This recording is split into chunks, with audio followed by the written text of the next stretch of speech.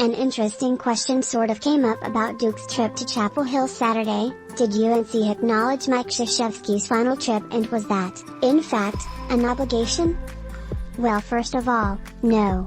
Not really. It's a nice thing to do and all, but no one knows it. You'd expect it from Pitt and Notre Dame, since Jeff Capel and Mike Brey owe their careers to Coach K, but no one is required to bow and curtsy. And honestly, we don't think he much cares.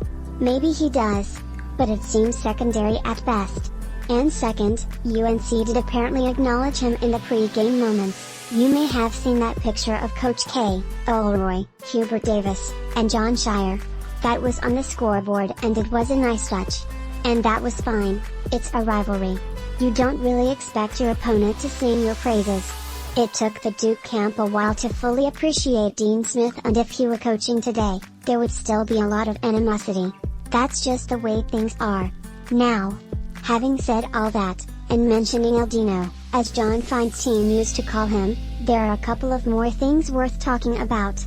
For all of the ways he irritated Duke fans, and certainly vice versa, Smith did manage to keep a certain discipline and dignity about his program.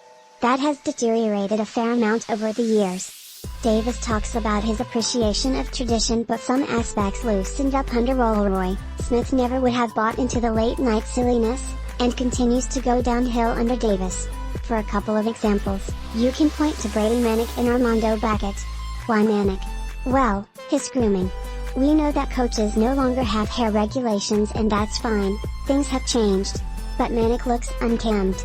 We're pretty sure Smith would have pushed him to at least trim his beard and hair.